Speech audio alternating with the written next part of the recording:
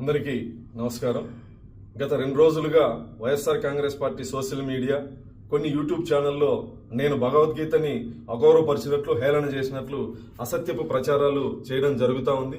నేను ఎక్కడా కూడా భగవద్గీతని కానీ ఇతర మత గ్రంథాలని కానీ కించపరిచే వ్యాఖ్యలు చేయలేదు.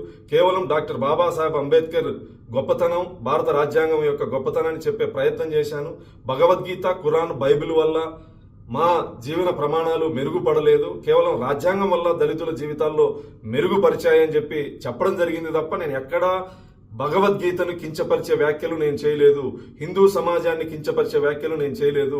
కేవలం ఆంధ్రప్రదేశ్లో ప్రస్తుత పరిస్థితులు, తుఫాను ప్రభావిత ప్రాంతాల్లో గౌరవ ముఖ్యమంత్రి గారు చేస్తున్నటువంటి కార్యక్రమాలు, ప్రజలు హర్షం చేస్తున్నటువంటి పరిస్థితుల్లో కేవలం డైవర్షన్ కుట్రలో భాగంగా YSR Congress party social media చేస్తున్నటువంటి అసత్యపు ప్రచారం. నేను హిందువుని, దళితుణ్ణి. గౌరవ ముఖ్యమంత్రి గారు నాకు టీటీడీ పాలక మండలి సభ్యుడిగా అవకాశం ఇస్తే నా నియోజకవర్గంలో శ్రీనివాస్ కళ్యాణం నిర్వహించాలని 8 నెలల క్రితమే నేను లేఖ రాసిన వాడిని.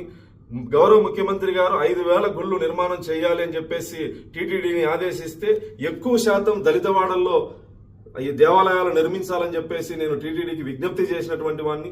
కేవలం కొంత సోషల్ మీడియాలో వైఎస్ఆర్ కాంగ్రెస్ పార్టీ పనిగట్టుకుని నేను క్రైస్తవుని అసత్యపు ప్రచారం చేస్తా ఉంది. నేను ఈ సందర్భంగా వైఎస్ఆర్ కాంగ్రెస్ పార్టీ నాయకులకి సవాల్ విసురుతాను. నేను పుట్టిన ఊరిని వెళ్ళి మీరు విచారించుకోండి. మా తాతల కాలం నుంచి నేను హిందువుని, వెంకటేశ్వర స్వామి మీద భక్తి ఉన్నటువంటి వాడిని. మీ కరుణాకర్ రెడ్డి లాగా ఇంట్లో ఒక మత ఆచారాన్ని ఆచరించి, క్రైస్తవ మతాన్ని ఆచరించి పదవి కోసం బయట హిందువుల డ్రామాలు ఆడేటువంటి వ్యక్తిని కాదు. నేను హిందువుని, దళితుణ్ణి, వెంకటేశ్వర స్వామి మీద నమ్మకము, భక్తి ఉన్నటువంటి వాడిని. దయచేసి నా హిందూ సమాజం వైఎస్ఆర్ కాంగ్రెస్ పార్టీ చేసేటువంటి కుట్రలో భాగస్వామ్యం కావద్దని ఈ సందర్భంగా విజ్ఞప్తి చేస్తూ, భగవద్గీతను నేను కించపరిచానని మీ మనోభావాలు దెబ్బతింటే నేను ఒక హిందూ సోదరుడిగా నేను మిమ్మల్ని క్షమాపణ అడుగుతాను.